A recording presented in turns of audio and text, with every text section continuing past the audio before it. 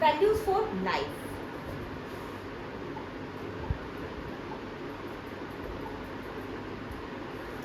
Today we will study about a chapter number 1, moments of truth. तो एक truth moments के about हम इस चैप्टर में रीड करेंगे, जिसका अपना कुछ एक मोरल होगा. So let's start with the chapter. There was a young student, Arthur, who reached such proficiency in his art that he could shoot an arrow into a tree and then cleave that arrow into two with the neck shoot.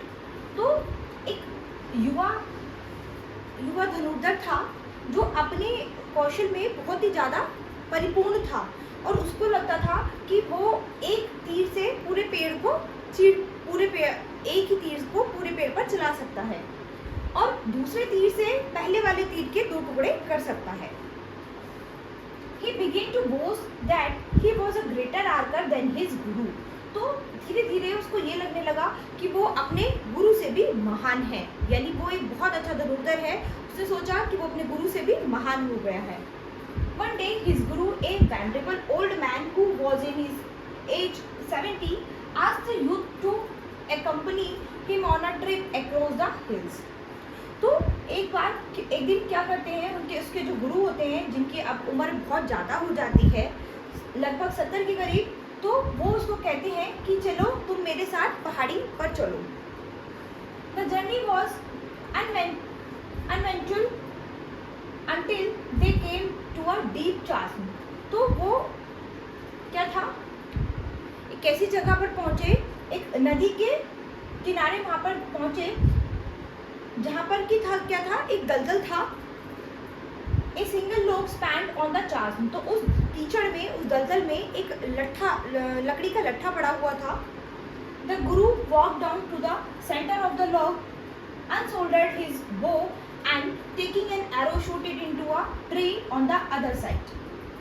तो जो उसके गुरु थे वो चलकर उस लट्ठे के पास, उस लट्ठे के बीचों बीच गए और वहाँ से उन्होंने एक तीर निकाला और अपने एक तीर लगाकर एक पेड़ पर छोड़ा. ठीक है, दूसरी साइड से उन्होंने वो तीर उस पेड़ पर चला दिया. His next shoot cleaved the first arrow into two. और जो अगला तीर चलाया उससे पहले वाले तीर के 2 टुकड़े कर दिए. Now it's your turn, he said while walking back to where his student was standing.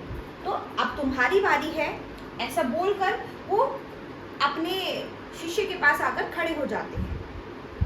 The youth stepped gingerly on the log and very slowly and carefully made his way to the middle. तो जो युवा था वो क्या था, वो धीरे धीरे उस लट्ठे पर चलता है, धीरे धीरे उसके मिडल तक पहुंचता है, क्योंकि उसको डर लग रहा होता है उस पर लट्ठे पर चलते हुए, तो वो धीरे धीरे उसके लट्ठे के बीच में पहुंचता है. But his heart was in his mouth. He knew that if he lost his footing, he would plunge to death.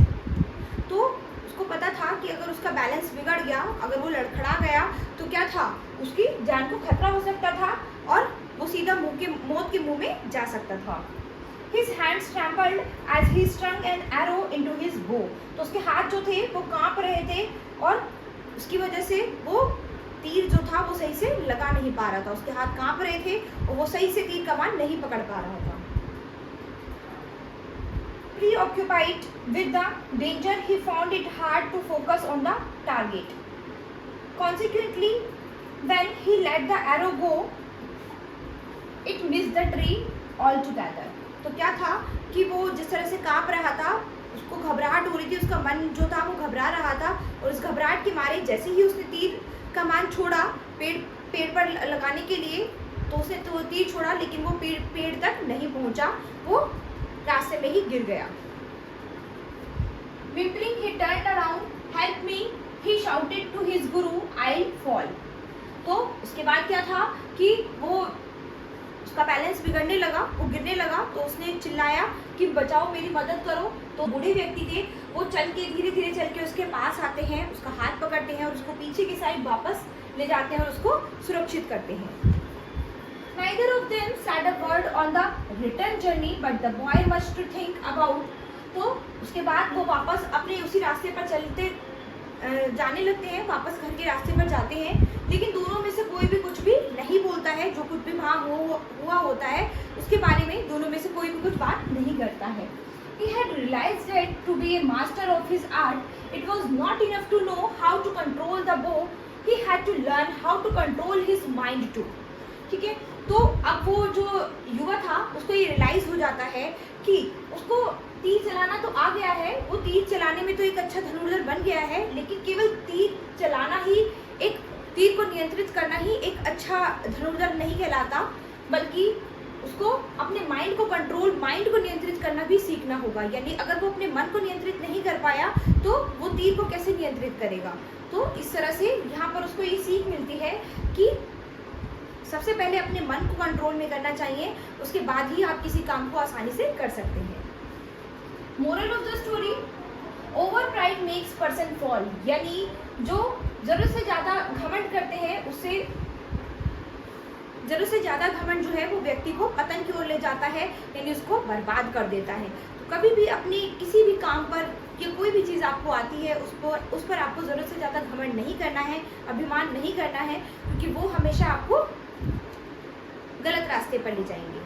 So student, that's all the chapter. Hope you understood the chapter. Thank you.